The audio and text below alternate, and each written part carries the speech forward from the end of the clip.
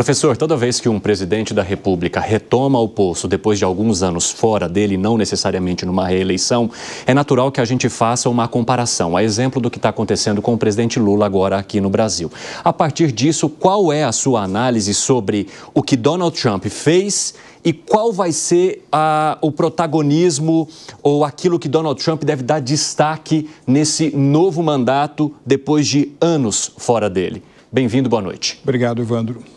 Evandro, em 2016, quando ocorreu a primeira eleição do presidente Trump, eu estava nos Emirados Árabes, havia um seminário da revista The Economist, e por conta do fuso horário, né, eu me lembro de ter ido dormir com o que diziam todas as redes de televisão, os jornais, que era uma vitória da Hillary Clinton, né? E aí, no dia seguinte, quando eu liguei o rádio, estava tocando uma música que era mais ou menos assim: It's the end of the world as we know it. Quer dizer, é o fim do mundo tal qual nós os conhecemos. Eu falei, por quê? Porque o Trump tinha sido eleito. Foi uma surpresa. É que a maioria dos votos foi para ela, mas os estados o levaram. Ele perdeu no voto popular, o levaram. mas fez uma campanha, foi uma campanha muito inteligente também para ganhar no colégio eleitoral americano. Exatamente. Né? Então, ou seja, eu acho que naquele momento ele não tinha expectativa de sair vitorioso, né? E vocês todos aqui se lembram, né, que acompanham relações internacionais, que o então presidente eleito Trump, em 2016, rapidamente teve que montar uma espécie de gabinete para entrevistar pessoas para os cargos chaves, né, da administração no prédio que ele tem na Quinta Avenida. Teve que se valer de algumas indicações de pessoas que ele mesmo conhecia muito pouco, conhecia apenas de televisão, né? E portanto, é uma conjuntura diferente, não apenas pelo fato dele não ter a expectativa de vitória, mas também porque naquele momento ele não tinha maioria no Congresso norte-americano, o que ele tem agora.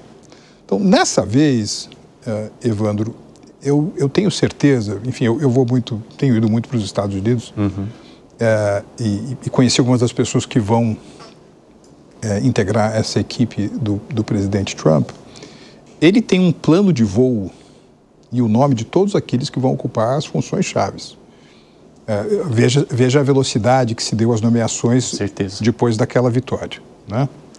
Ele tem maioria no Congresso americano. Câmara dos Representantes e Senado. Então, você tem um presidente Trump diferente, presidente Trump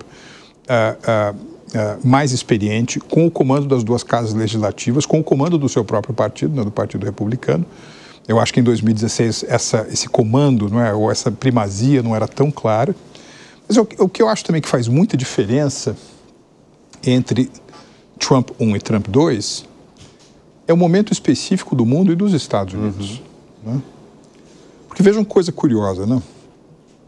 Em 2008, quando você teve a queda do Lehman Brothers, né, aquele início do que se chamou a Grande Recessão, sim. Vejam que coisa curiosa, Evandro. A renda per capita nos Estados Unidos, o PIB per capita nos Estados Unidos em 2008 e na Europa, zona do euro, era essencialmente o mesmo.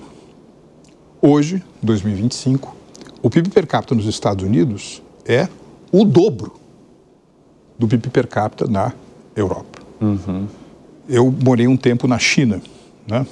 Quando eu fui para a China pela primeira vez em 2003, o PIB chinês era mais ou menos de 2,5 trilhões de dólares. Né? Depois eu fui trabalhar na China, eu comecei em 2020, o PIB chinês era de 16 trilhões de dólares. Então, aquilo que era uma boca de jacaré gigante entre Estados Unidos e China no começo do século, se afunilou, foi se fechando. Ela voltou a se abrir, né? Quer dizer, os últimos dados do Fundo Monetário Internacional mostram que os Estados Unidos terminaram 2024 com um PIB de essencialmente 29,5 trilhões de dólares, a China com 18,5 trilhões, portanto a distância entre os dois aumentou de novo. Se você pegar pela ótica do PIB per capita, isso também é muito impressionante, né? Os Estados Unidos têm 50 estados. O estado mais pobre, ou menos rico, é o Mississippi. Hoje, o Mississippi tem um PIB per capita maior do que o per capita do Reino Unido, da França e do Japão. O Japão, o Japão não era o bicho-papão dos anos 80, não é isso? Você não tinha aquela coisa de que o Japão eventualmente iria ultrapassar, né? Tem aquele livro famosíssimo, né? Ascensão e Queda das Grandes Potências, né? Do Paul Kennedy, que ele mostra na capa que no topo do mundo você tinha o tio Sam com as roupas carcomidas e quem estava subindo a ladeira lá, babando, né, para assumir o poder mundial, era um robusto lutador de sumô japonês. Então, o Japão ficou para trás, França ficando para trás, a Europa ficando para trás. Então, os Estados Unidos estão num momento de muita exuberância do ponto de vista do seu poder relativo, sobretudo do seu poder econômico. Tanto que eu estou chamando um pouco essa frase. Veja, nós todos já vivemos uma situação em que você está no avião e, de repente, o piloto diz o seguinte: senhoras e senhores, aqui é o comandante, eu gostaria que as senhoras e senhores retornassem aos seus assentos, colocassem os assentos na posição vertical, fivelassem seu cinto de segurança, porque nós vamos passar por uma zona de turbulência. Trumpulência. Porque vai ter... ensaiou essa em casa. Vai ter turbulência que não é necessariamente negativa. Veja o que está acontecendo, por exemplo, entre Israel e Hamas, liberação de reféns, etc. Você tem turbulência, você tem uma chacoalhada, não necessariamente negativa, mas é também um jogo de palavras com o termo opulência, que significa riqueza. Veja só que coisa curiosa. Está fazendo, Denise, 20 anos que o Thomas Friedman publicou aquele livro, O Mundo é Plano. Em 2005, se você pegasse as 10 maiores empresas do mundo por market cap, 4 eram americanas, 4 eram europeias, 2 eram japonesas. Se você fizesse esse mesmo exercício hoje, das 10 maiores empresas do mundo, por market cap, 9 são americanas. Só tem uma que não é, que é a Saudi Aramco Saudita. Então eles estão numa posição, digamos assim, de maior poder relativo. É uma má notícia para quem apostava no declínio dos Estados Unidos.